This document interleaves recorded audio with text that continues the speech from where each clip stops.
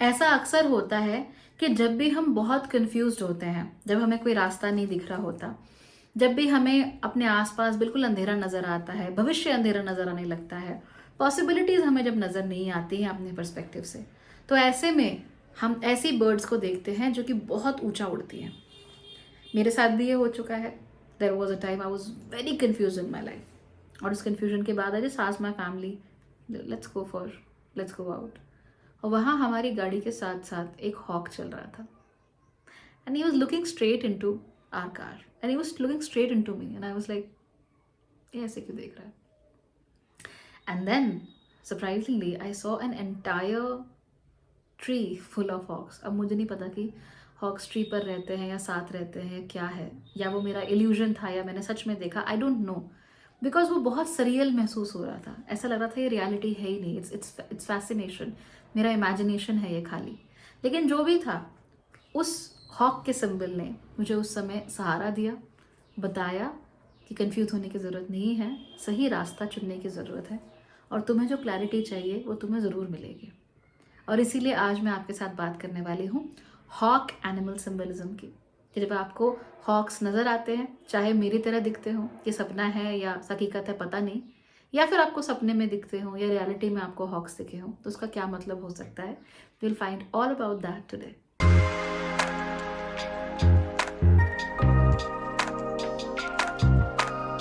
Hello guys and welcome to Bhagyashree holistic life.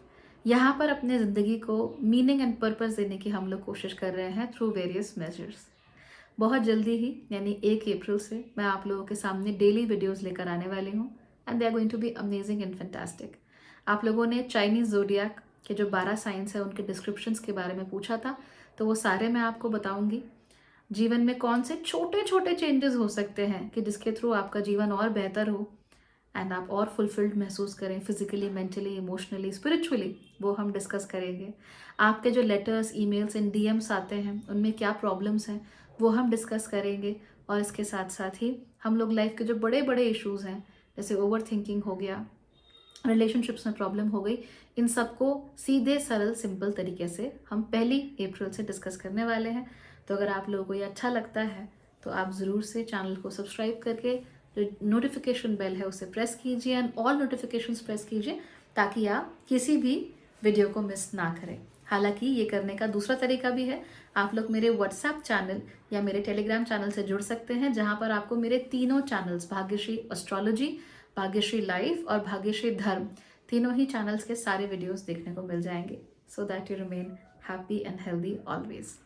चलिए अब बात कर लेते हैं हॉक एनिमल सिंबलिज्म की। Hawk is a predatory bird, बहुत ऊंचा उड़ता है, दिखने में काफ़ी मजेस्टिक होता है, काफ़ी अच्छा होता है। हॉक्स बहुत इंटेलिजेंट होते हैं। इनफैक्ट जब बर्ड इंटेलिजेंस की बात आती है तो हॉक्स हमेशा ऊपरी एक्सेलेंस में होते हैं हमेशा, और इनका ह्यूमंस के साथ जो इंटरेक्शन है वो रिलेटिवली पॉजिटिव रहा है।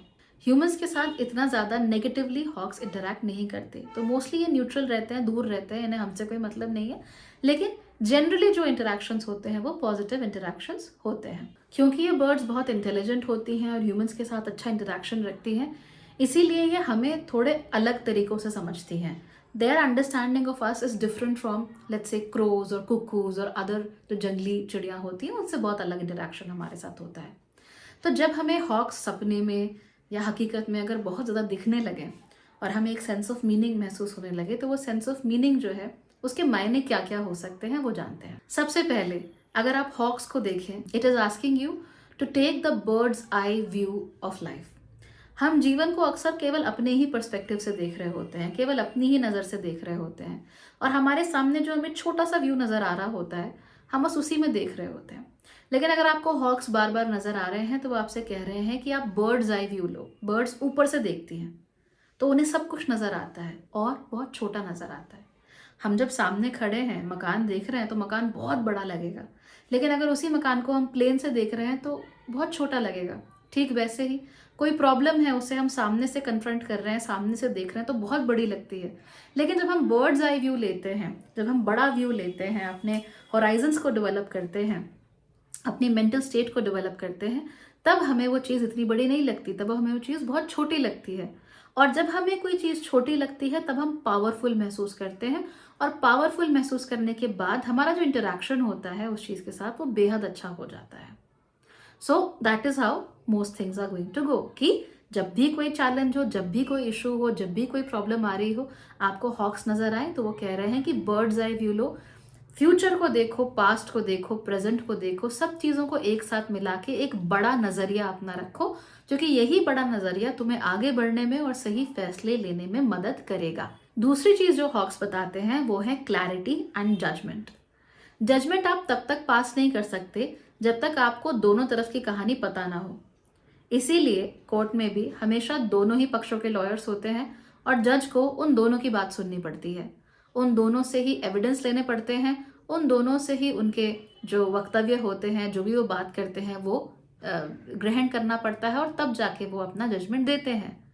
तो ठीक वैसे ही जब आपको कोई कंफ्यूजिंग सिचुएशन हो, आप दो राहे पर खड़े हो, आपको समझ ना आ रहा हो कि क्या आपको फैसला लेना चाहिए और आपको वहां पर हॉक्स नजर आए, तो इसका मतलब ये है कि आपको कंफ्यूज होने की जरूरत नहीं है। आपको क्लैरिटी के साथ, यानी स्वच्छता के साथ, एकदम क्लीन होके, अपने दिमाग को क्लीन करके उसको जज करने की जरूरत है। और जज आप तभी करोगे जब आप दोनों चीजों को ऑब्जेक्टिव नजरिए से देखो।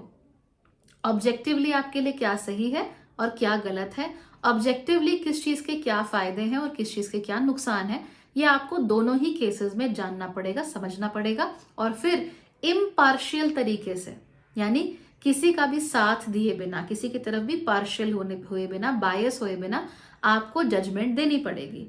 फॉर इंस्टेंस, आपकी मदर और आपकी वाइफ में झगड़ा हो गया। अब इन दैट केस झगड़ा हुआ है, बहुत बड़ा झगड़ा हुआ है, आप बीच में फंस गए हो, आपको हॉक्स नजर आ रहे हैं, दे आर आस्किंग यू कि दोनों तरफ की बात सुनो, दोनों क्या कह रही हैं वो सुनो, and then you will be able to give a sound judgement कि कौन सही है और कौन गलत है, या फिर क्या दोनों ही गलत है या दोनों ही सही है। और फिर इन दोनों ही चीजों को साथ लेकर, इन दोनों ही ऑब्जेक्टिव स्टेटमेंट्स को साथ लेकर आपको करना क्या है आगे, वो भी आपको डिसाइड करना पड़ेगा। सो अनलेस एंड अनटिल आप ऑब्जेक्टिव हो, ऑब्जेक्टिवली चीजों को देख रहे हो, आप लोग सही डिसीजंस नहीं ले सकते। और जजमेंट के लिए दोनों तरफ की बात सुनना बहुत जरूरी है। तो कोई भी सिचुएशन हो, दोनों तरफ की बात सुनो। आपकी बेस्ट फ्रेंड आके आपके कान में बहुत बोल कर गई हो कि मेरा हस्बैंड ऐसा है, ऐसा है, ऐसा है, सडनली आप उसके अगेंस्ट हो गए।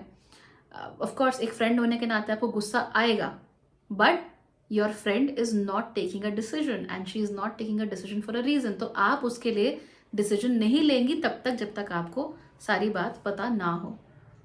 सो this is what you are going to do. तीसरी चीज जो हॉक्स बताते हैं वो है बीइंग क्विक एंड डिसाइसिव। आपको जो भी काम करना है जल्दी करिए, तेजी से करिए। अगर आपको किसी वॉर में भेज दिया जाए, किसी लड़ाई में भेज दिया जाए, और आप यही सोचते रहें कि मैं मयान से तलवार निकालूं या ना निकालूं, तो डेफिनेटली आपका कुछ नहीं होने वाला। तो इसीलिए जब भी आप बहुत सारी बातें सोच रहे हो, ओवर थिंकिंग कर रहे हो, बहुत जजमेंटल हो रहे हो, कुछ भी कर रहे हो, और आपको हॉक्स नजर आ रहे हैं, तो वो आपसे कह रहे हैं कि जल्दी जल्दी डिसीजन लो, जो भी करना है जल्दी करो, इतना समय मत बिताओ, because time is of value. और अगर आप इतना ज़्यादा समय बिता दोगे चीज़ें सोचने में, तो आप ये मानकर चलिए कि दूसरे आपके लिए डिसीजन ले चुके होंगे, या सर्कमस्टांसेस ऐसे बनेंगे कि आपको आगे डिसीजन लेने का मौका नहीं मिलेगा।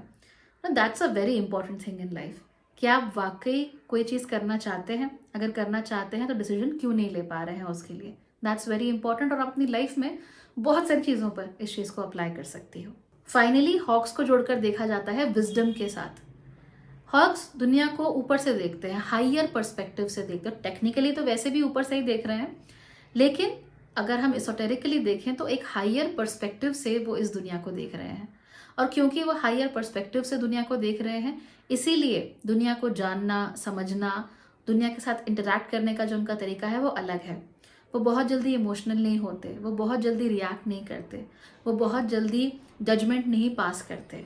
उनके डिसीजंस होते हैं वो क्विक होते हैं, उनके एक्शंस क्विक होते हैं, लेकिन जजमेंट्स उनकी क्विक नहीं होती, रिएक्शंस उनके क्विक नहीं होते। हॉक्स दुनिया के ऑर्डिनरी बंधनों के साथ बंधे हुए नहीं हैं। हॉक्स दुनिया में जो ऑर्डिनरी नियम है, जो कानून है, उनसे भी नहीं बंधे हुए हैं। और वो, उनका पर्सपेक्टिव इतना ऊंचा होता है कि वो हमारे जो रोज के लफड़े झगड़े झमेले हैं उनके लिए वो इतना बॉदर नहीं करते, उतना उनके लिए मायने नहीं रखते। तो स्पिरिचुअली जो लोग आगे बढ़ना चाहते हैं उनके लिए हॉक अच्छा होता है, लेकिन जो लोग मटेरियल जिंदगी में भी रह रहे हैं उनके लिए भी हॉक बताते हैं कि भाई अपना पर्सपेक्टिव थोड़ा ऊंचा करो, सोच छोटी मत रखो, सोच को बड़ा करो। और ज्ञान लेने की कोशिश करो, एक्चुअल ज्ञान। हो सके तो किसी गुरु से, किसी मेंटोर से आप ज्ञान लेने की कोशिश करो, क्योंकि वहाँ से ही आप सीखोगे और जानोगे कि आपके लिए क्या सही है और क्या सही नहीं है, राइट। और बहुत ज़्यादा रूल्स, लॉज, रेगुलेशन, ये करना चाहिए, ये नहीं करना चाहिए, ये चीज़ 8 बजे ही क्यों नहीं हुई, ये ऐसा क्यों नहीं हुआ, उसने वो क्यों नहीं कहा मुझसे, ये सब चीज़ों में फंसना नहीं चाहिए। ये आपको हॉक्स बता रहे होते हैं, बिकॉज उनके लिए भी ये चीज़ें इतनी मायने नहीं रखती। So that's all for today. I hope कि आपको हॉक्स का मतलब समझ में आ गया होगा। और भी कोई चीज़ है जिसके बारे में आप जानना चाहते हो तो डेफिनेटली कमेंट्स में बताओ, and I will definitely make a video about that. Thank you so much for watching.